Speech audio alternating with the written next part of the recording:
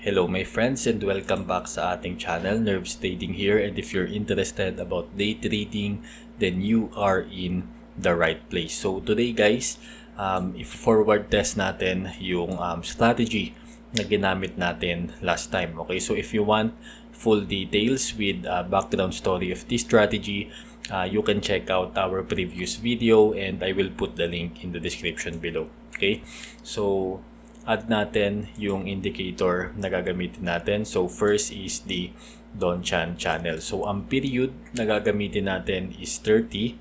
Okay, so we are in the 1 minute time frame. Ibig sabihin, gusto nating ipakita ng Donchan channel yung highest price and lowest price na naabot ng market within the 30-minute period. Okay, so i-add natin yung ating momentum indicator, which is the stochastic oscillator. Alright, so ang entry natin is that kapag nakita natin na yung green line dito sa stochastic oscillator nag-cross pababa sa red line. Okay, so maghahanap tayo ng opportunity para makapag-enter ng down trade. Okay, so yung exact entry natin kapag nakita natin na nagkaroon ng new low sa market. Okay, so ibig sabihin nasira yung structure ng Donchan channel. So dito nakita natin flatline yung Donchan channel.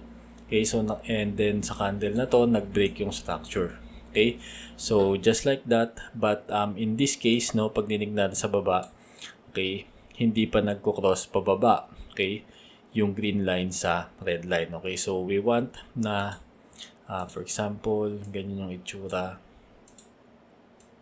Right, so dapat mag-cross yung green line sa red line. Okay, and at the same time, masira yung structure sa lower band. Okay, ngayon naman, kapag nakita natin na yung green line nag-cross, okay, for example, right here, nag-cross sa red line pataas and gusto natin makita na ma-break yung structure ng upper band ng Donchan channel. Okay, so ibig sabihin magkaroon ng new high. Okay, and then sasabayan natin yung possible na start nung trend, nag-enter tayo doon ng uptrade. So expiration time natin is 3 minutes. Okay, so now let's start our trading session. Okay,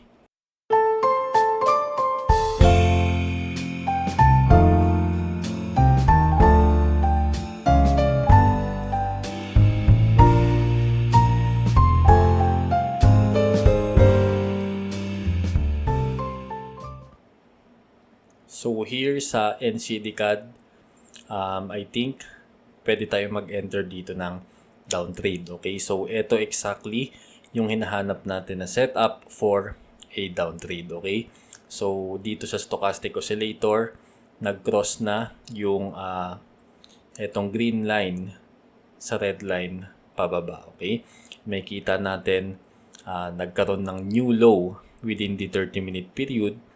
Right, so most likely magko-continue yung momentum pababa. Okay, so let's put a down trade. Right, so let's see if we can win this trade right here. And as you can see, ang ating investment per trade is just $10.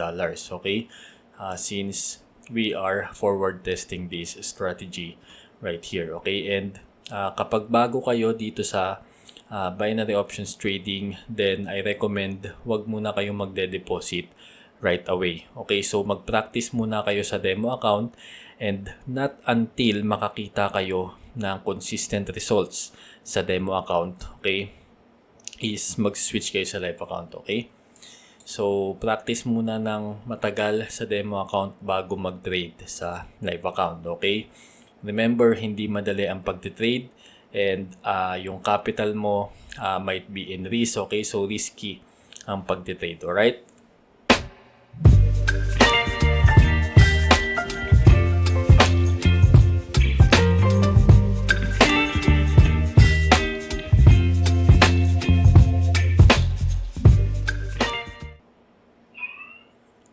Okay, so we have won our first trade. So let's find another good opportunity. Alright guys, so this right here is magandang setup, okay? So as you can see, ito yung magandang setup sa Donchan channel, no? Pag nagkakaroon ito, it looks like stairs, okay? So time and time again, nagkakaroon ng new high, no? So ibig sabihin, the trend is upwards and it is most likely to continue, okay? So hintayin lang natin na ma-break itong high ng upper band ngayon. So, and also dapat mag-cross itong green line sa red line pataas, okay? And if this successfully breaks the upper band, then most likely itong nag-cross siya, no? So, we will enter there an up trade, okay? So, let's see.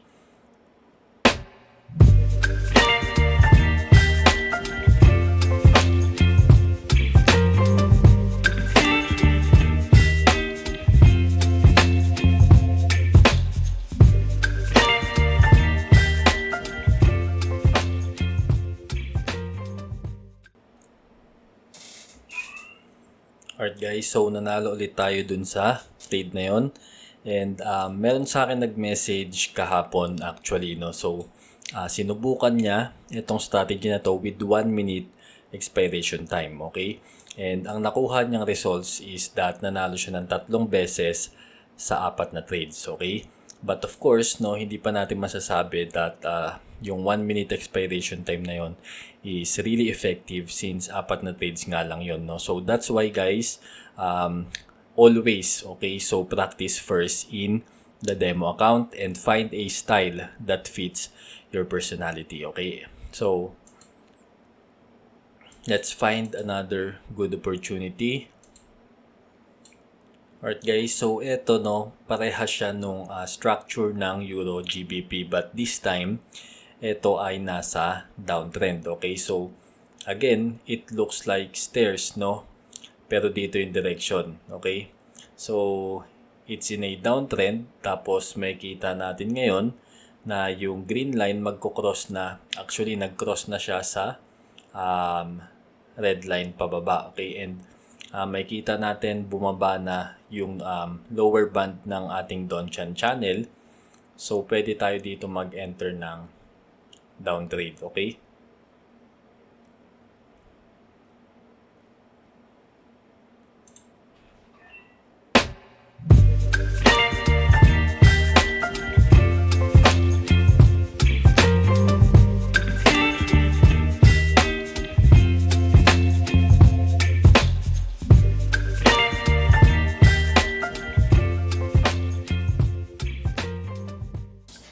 Okay guys, so this one right here will be a losing trade.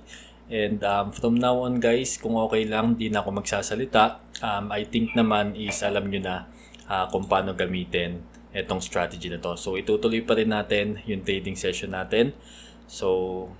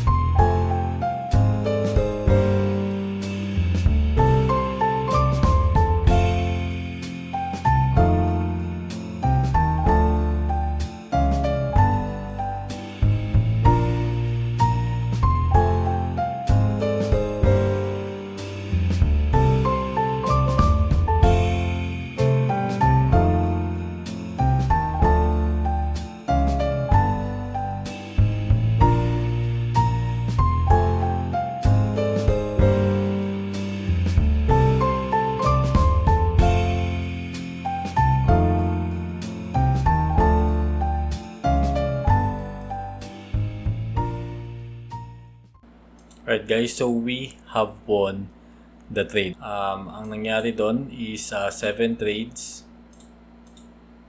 Nanalo tayo ng 6 times. Okay, so that's 85.7% win rate. Okay, just for this trading session guys. Alright, so we need larger sample size, no, to really verify kung ano yung maging average win rate using this strategy. Okay, so of course there's a lot of factor to consider, no, but yes, okay, so as of this trading session na tinesting natin siya, maganda naman yung naging results. Alright, so if you found value dito guys sa video na to, please don't forget to like, comment, and subscribe. So kung wala pa kayong account dito sa Kotex, nilagay ko na yung link dyan sa description sa baba. Pwede nyong gamitin yung link na yan para mag-register. So thank you so much guys for watching. See you again on the next one.